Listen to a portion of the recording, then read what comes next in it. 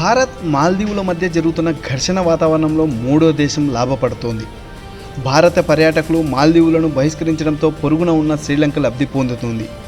భారతీయ పర్యాటకులు ఇప్పుడు శ్రీలంకకు పెద్ద సంఖ్యలో వెళ్తున్నారు. అక్కడ చాలా డబ్బు ఖర్చు చేస్తున్నారు. శ్రీలంకకు వెళ్లే భారతీయ పర్యాటకుల సంఖ్య 2022తో పోలిస్తే 2023లో దాదాపు రెట్టింపైంది. ఓ రిపోర్ట్ ప్రకారం 2022 సంవత్సరంలో 1,23,004 మంది భారతీయ పర్యాటకులు వెకేషన్ కోసం శ్రీలంకకు వెళ్ళగా 2023లో 3,02,844 మంది భారతీయ పర్యాటకులు వెకేషన్ కోసం శ్రీలంకకు వెళ్ళారు.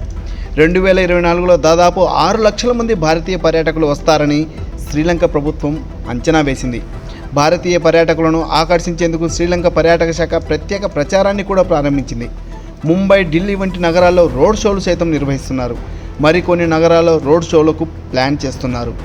భారత్ మాల్దీవుల మధ్య నెలకొన్న ఉద్రిక్తత వల్ల తాము లాభపడ్డామని శ్రీలంక పర్యాటక మంత్రి హరిన్ ఫెర్నాండో స్వయంగా అంగీకరించారు.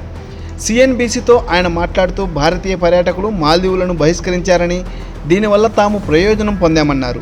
2030 నాటికి పర్యాటక రంగంలో అత్యధికంగా ఖర్చు చేసే దేశాల్లో భారత్ 4వ స్థానంలో నిలుస్తుందని ఆయన చెప్పారు. శ్రీలంకలో అత్యధిక సంఖ్యలో భారతీయ పర్యాటకులు ఉన్నారు. శ్రీలంక పర్యాటక శాఖ ప్రకారం 2023లో మొత్తము 14,87,303 మంది పర్యాటకులు శ్రీలంకకు వెకేషన్ కోసం వెళ్ళగా అందులో 3,02,844 మంది భారతీయ పర్యాటకులు ఉన్నారు. మాల్దీవుల జ్ఞానం ముగిసింది. మాల్దీవుల ఓవర్ యాక్షన్ కారణంగా అక్కడికి విహారయాత్రకు వెళ్లే భారతీయ పర్యాటకుల సంఖ్య ఇప్పుడు సగానికి తగ్గింది. ఈ ఏడాది జనవరి నుండి ఏప్రిల్ వరకు 42,638 మంది భారతీయ పర్యాటకులు మాల్దీవులకు వెకేషన్ కోసం వెళ్లారు. గత ఏడాది ఇదే 4 నెలల్లో 73,785 మంది భారతీయ పర్యాటకులు అక్కడికి చేరుకున్నారు. డేటా ప్రకారం ఈ సంవత్సరం మాల్దీవులకు జనవరిలో 15,006 మంది, ఫిబ్రవరిలో 11,252 మంది, మార్చిలో 7,668 మంది, ఏప్రిల్లో 8,712 మంది భారతీయ పర్యాటకులు వెళ్లారు. ఈ డేటాను తెలుసుకోవడం కూడా ముఖ్యం. మాల్దీవులు ఆర్థిక వ్యవస్థ ప్రధానంగా పర్యాటకంపై ఆధారపడిన దేశం. గత కొన్నేళ్లుగా భారతీయ పర్యాటకులు ఇందులో అతిపెద్ద సహకారం అందించారు.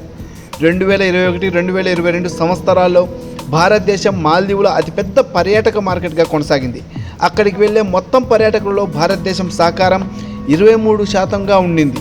2021 సంవత్సరంలో 2.9 లక్షల మంది పర్యాటకులు అక్కడికి వెళ్ళగా 2022లో 2.4 లక్షల మంది పర్యాటకులు అక్కడికి వెళ్ళారు. 2023 గణాంకాలను పరిశీలిస్తే గతేడాది కూడా 2.9 లక్షల మంది భారతీయ పర్యాటకులు సెలవుల కోసం మాల్దీవులకు వెళ్ళారు.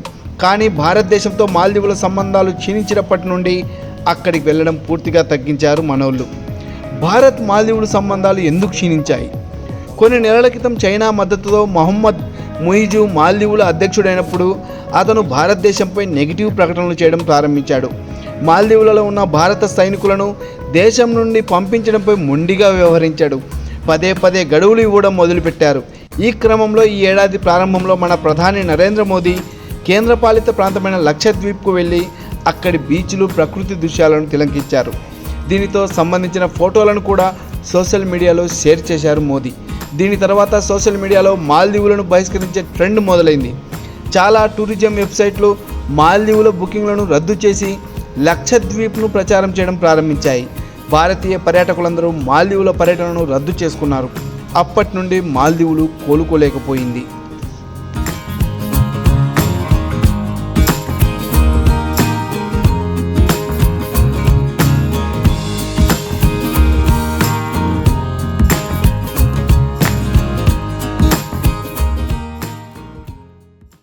మరిన్ని ట్రెండింగ్ వీడియోల కోసం న్యూస్ 18 తెలుగు ఛానల్ను సబ్స్క్రైబ్ చేసుకోండి.